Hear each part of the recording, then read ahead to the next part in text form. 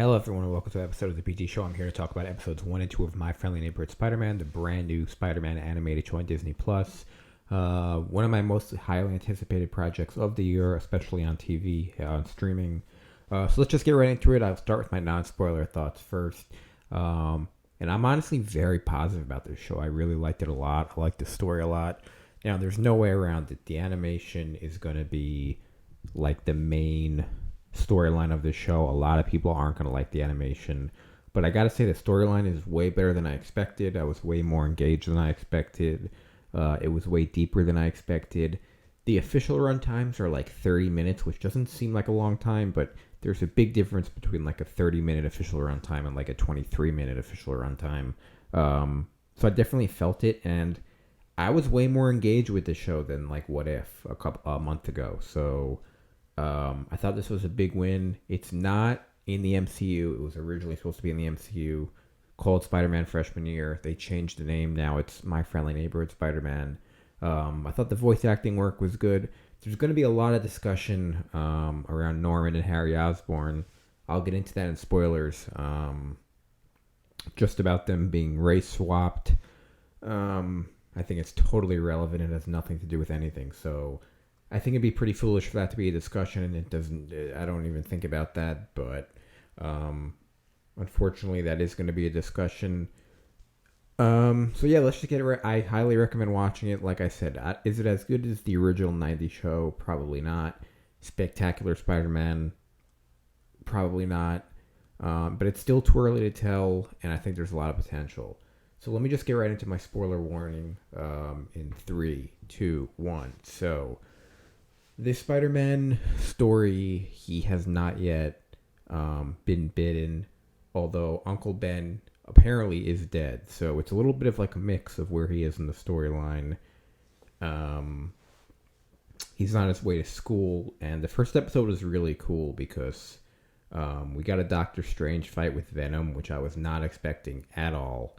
And so we get like this big, grand kind of fight, and this was really cool because I don't know what it was, but every time I saw Doctor Strange, all I saw was Archer. Just Archer from the legal animated show. So I thought it was really cool, and it was like a version of Venom that he was fighting. I'm not really sure what kind of version. I guess like a spider version.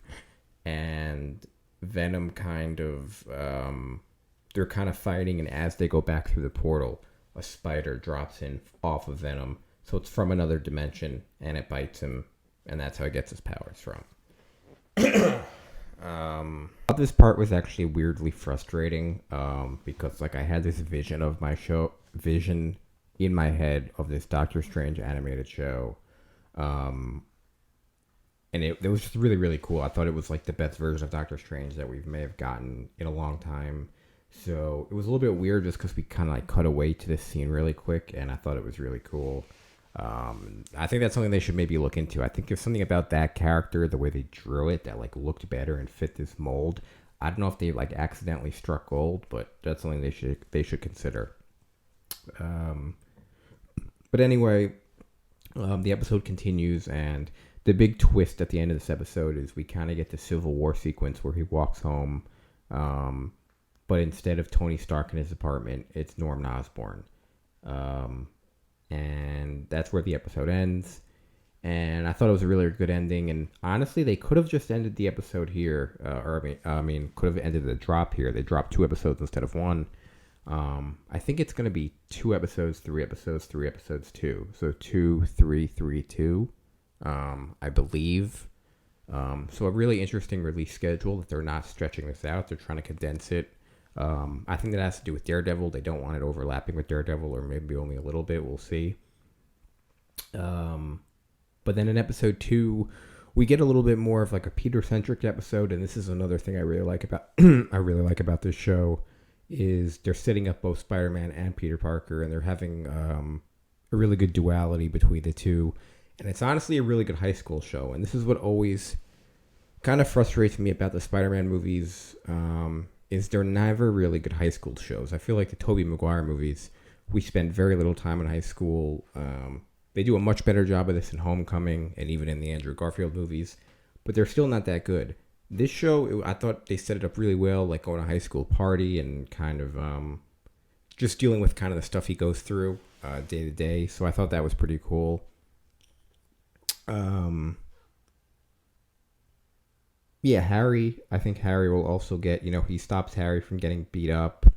I think that was maybe that was episode one. I kind of got it mixed up, but he stops Harry from getting beat up, so that'll be like probably a storyline. Is Harry knows Spider-Man because he stopped him, but he also is friends with Peter, but he doesn't know that he's both. So that'll be a storyline just like in the movies. And the big twist at the end of this episode is, well, he starts working at Norman at Oscorp, and he meets Amadeus Cho, who's a pretty big comics character. So that was a nice, I guess, Easter egg. But he gets called into Norman Osborn's office at the end of this episode, and basically he asks him if he's Spider-Man. Now, maybe this was like a trick or something, but it doesn't look like it. It looks like he pretty much knows. So this is pretty interesting. It's very similar to Tony Stark knowing, the way they set it up, the way they did it. The only difference is this is like the evil version. So I think they're set up well for like a very, very good storyline because he knows that Peter's Spider-Man. Spider-Man knows Harry, his son. Harry has met Spider-Man. Harry knows Peter, but he doesn't know he's both. So there's a lot of interconnecting storylines. I thought a really, really good release. Like I said, it really felt like the past animated shows. It really feels like a lot of times there's no connectivity between the episodes. It doesn't really feel like you're watching an interconnected story. It's very, very like movie of the week.